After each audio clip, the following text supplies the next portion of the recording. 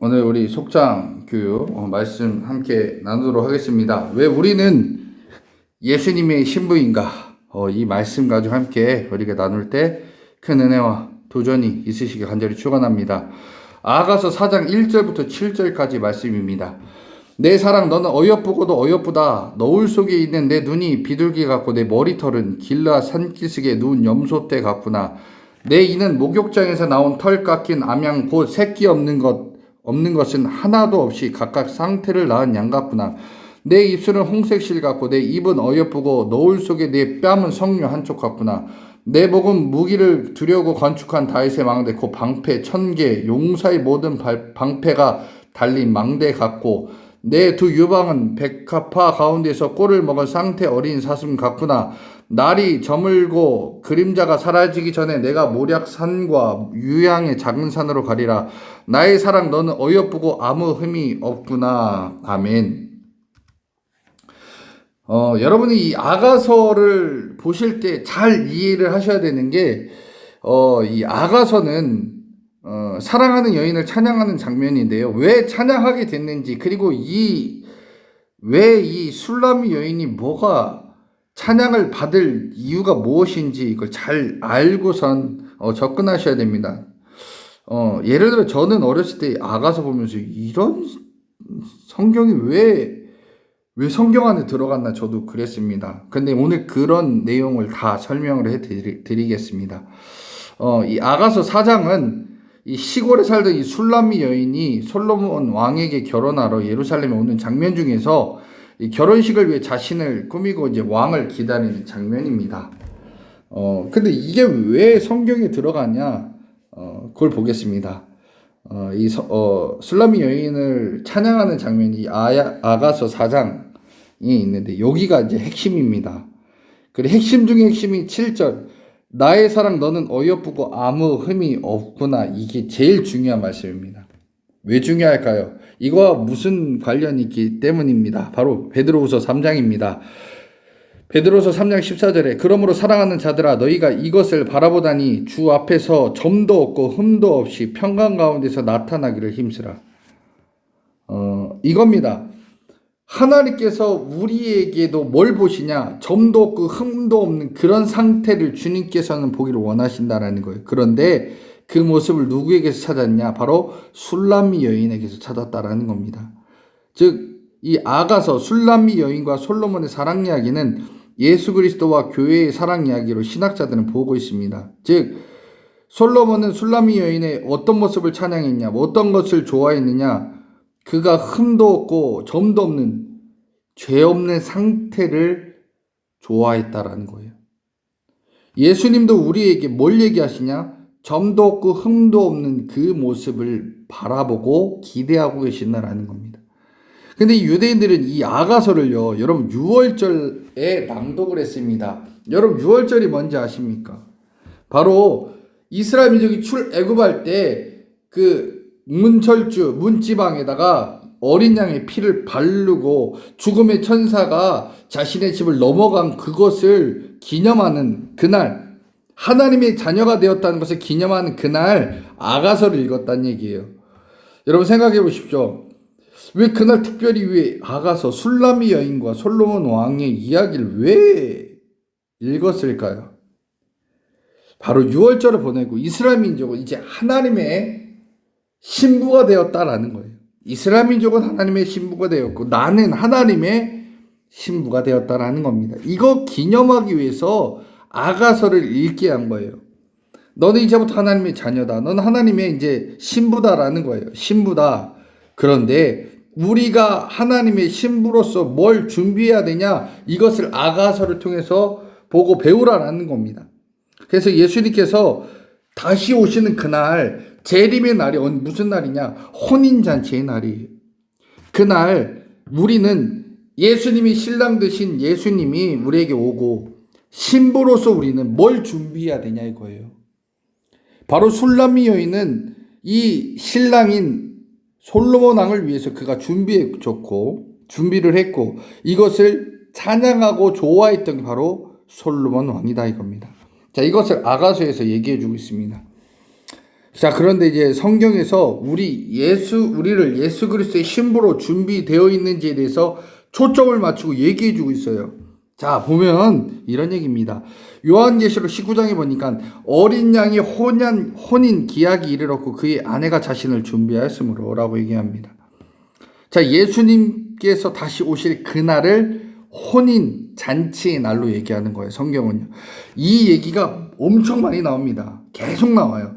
혼인 잔치에 예수님, 신랑은 예수님, 신부는 우리입니다. 우리가 준비되었느냐 안 되어 있느냐 주님 얘기하시는 거예요.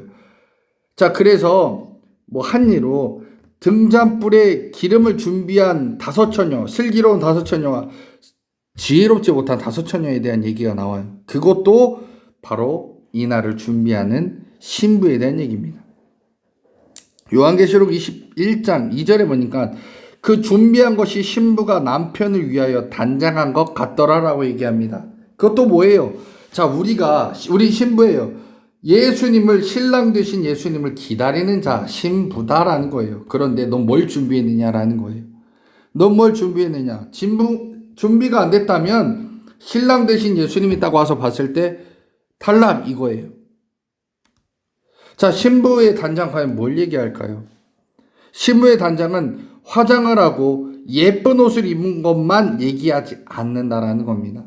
자, 베드로전서 3장 3절 4절에 이렇게 얘기합니다. 너희의 단장은 머리를 꾸미고 금을 차고 아름다운 옷을 입는 외모로 하지 말고 오직 마음에 숨은 사람을 온유하고 안정한 심령에 썩지 아니할 것으로 하라. 이는 하느님 앞에 값진 것이라. 자, 우리에게 그러니까 주님이 얘기하신 제일 필요한 게 뭐냐? 우리의 심령이 썩지 아니할 것으로 단장하라라는 겁니다. 자, 심령이 썩지 않을 것으로 단장하라. 이게 뭔 얘기인가? 자, 요한 1서 3장 2절 3절에 보니까 이렇게 얘기해요.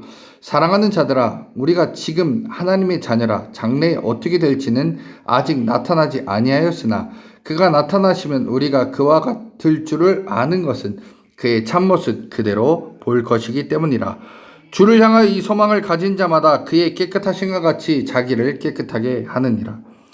자, 그러니까 신부는 어떻게 준비되어야 하느냐? 깨끗하신과 같이 자기를 깨끗하게 준비해라 이겁니다. 깨끗하게 뭐예요? 흠 없는 상태, 문제가 없는 상태로 준비해라 이겁니다. 그래야 주님 보실 때 우리는 어여쁜 자, 흠이 없는 자가 된다라는 겁니다. 마태복음 22장 1절부터 4절까지 22장 쭉 내용을 한번 보겠습니다. 22장에 보니까 예수께서 다시 비유로 대답하여 이르시되 천국은 마치 자기 아들을 위하여 혼인잔치를 베푼 어떤 임금과 같으니, 그러니까 임금은 하나님이에요. 아들은 예수님입니다.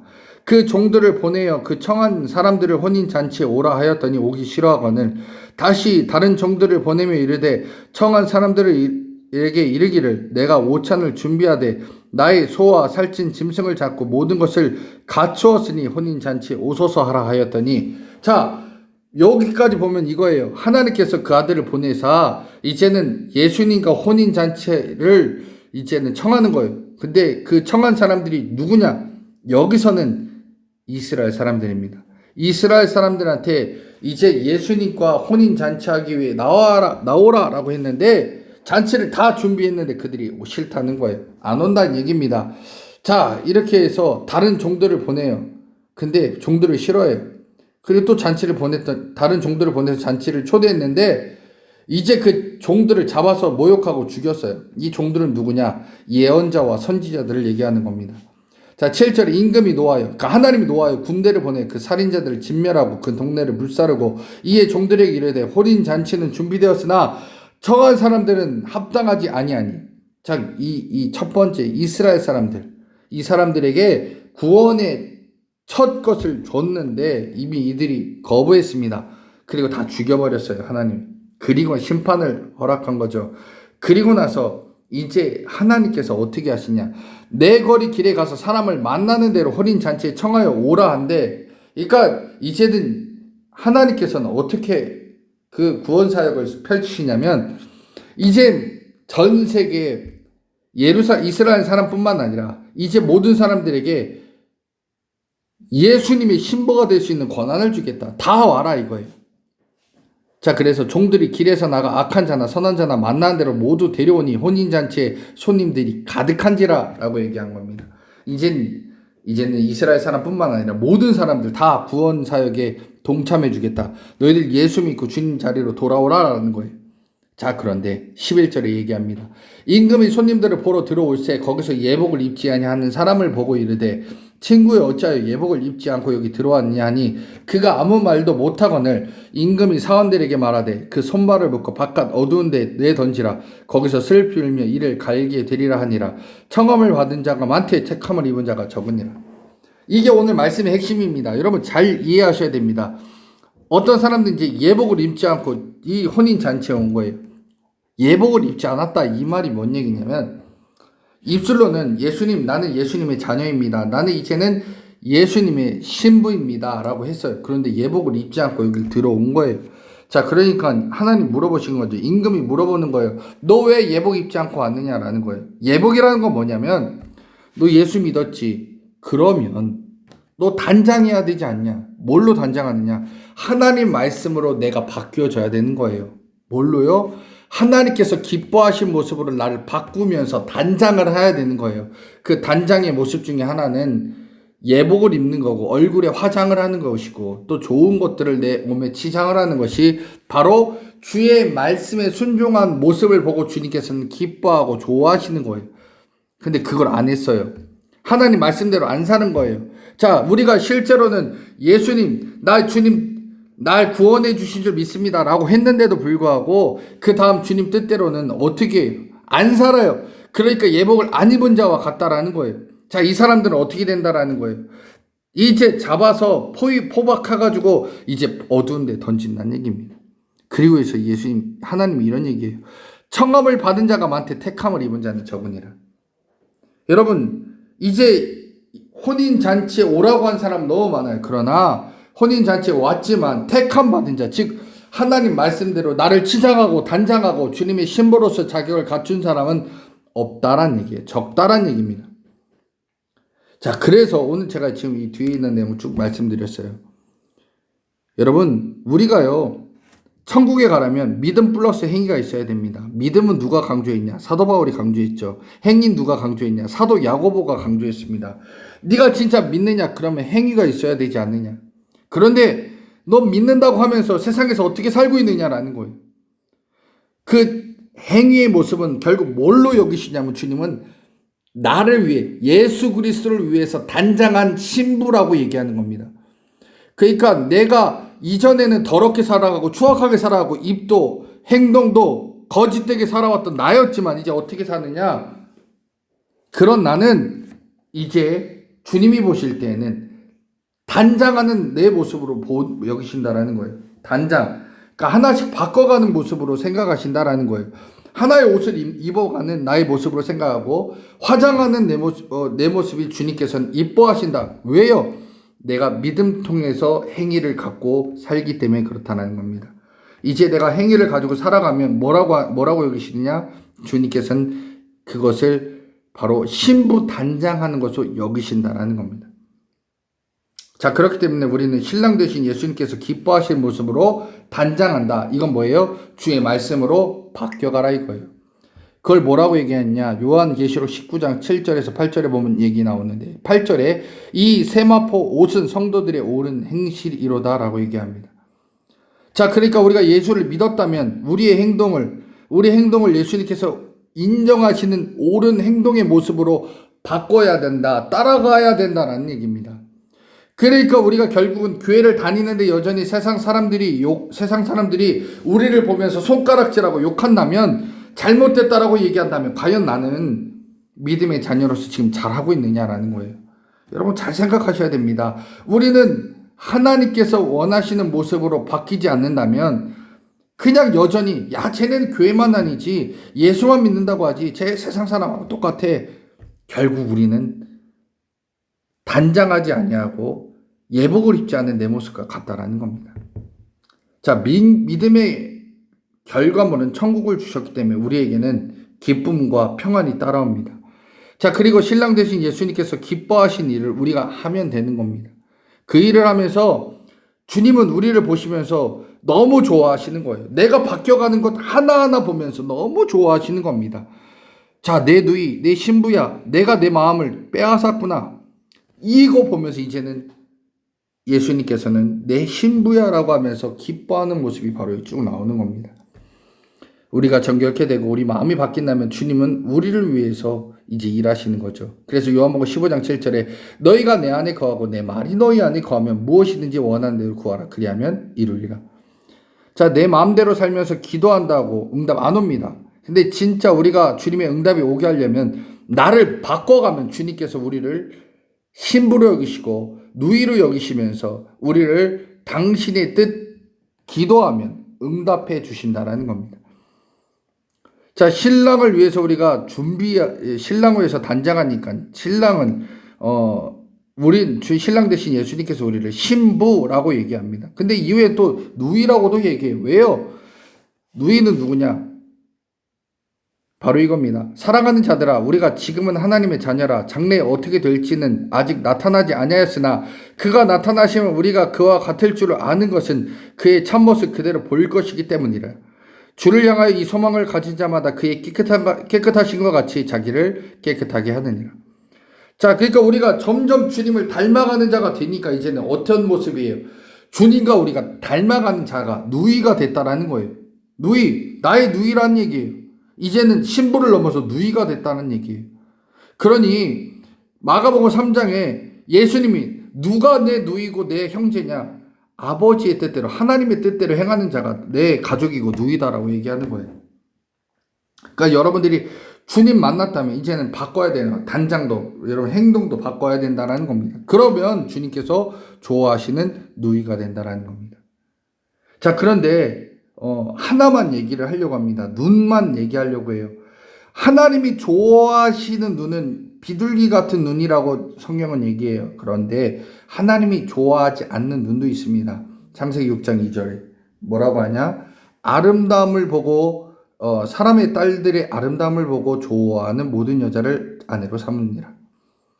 자, 여러분, 우리 믿음의 사람들이 세상 사람들이 그 섹시한 모습 또 음욕적인 모습을 보고 좋아한다. 그것을 주님은 안목의 정욕에 사로잡혀 살아가는 바로 그런 자들로 여기신다라는 겁니다. 여러분, 우리 눈은 그것을 빼내어서 씻으셔야 돼요. 베드로서 2장 14절 음심이 가득한 눈, 즉 눈으로 음란한 것을 찾아가는 자를 하나님 좋아하지 않으십니다. 그런 사람 다윗도 넘어졌어요. 다윗도 그 옥상에서 바로 밧세바를 보고 그가 범했습니다. 우리가 조심해야 될 눈이죠. 자, 잠언 6장에 보니까 하나님 또 싫어하는 눈이 있어요. 17장 곧 교만한 눈입니다. 교만한 눈은 무슨 눈이냐? 남의 허물을 주목하고 정죄하는 눈입니다. 그러니까 남의 잘못된 것을 지적질하고 비판하는 그 교만한 눈이라고 하는 거예요. 하나님 그것을 싫어하십니다. 하나님이 좋아하는 눈은 바로 비둘기의 눈입니다. 비둘기는 자기 암컷 하나만 바라보고 살아갑니다. 그 암컷 죽으면 자신도 홀로 살다 죽어버립니다. 하나님이 우리가 비둘기 같은 눈, 즉 하나님만 바라보는 눈을 원하십니다. 우리가 하나님께서 좋아하는 것을 좋아하고 주님만 사랑할 때 주님께서 우리를 어여쁘게 여겨주시고 사랑해 주십니다. 사랑하는 우리 성도님들, 술람미 여인이 솔로몬이 좋아하는 것으로 자신이 단장하고 바뀌어가는 그 모습을 성경은 이렇게 아가서로 꾸밉니다. 그래서 술람미 여인과 같은 자가 우리가 되길 원하시는 게 하나님께서 원하시는 거예요. 그러니까 우리가 예수 믿었다. 그럼 예수를 믿는 나의 모습이 이제는 시작부터 이제는 하나님께서 원하시는 말씀의 하나하나에 나를 바꿔가는 것, 그것을 치장하고 단장하고 화장하고 예복을 입는 걸로 여기시는 겁니다. 그렇게 하실 때 하나님께서는 여러분들을 좋아하시고 사랑해 주시고 기도도 들어주시고 당신의 누이로 여겨주신다는 겁니다. 오늘 이 말씀 마음속에 새기시고 하나님께서 기뻐하시는 믿음의 자녀로 살아가는 귀한 우리 성도님들 되시길 간절히 축원합니다.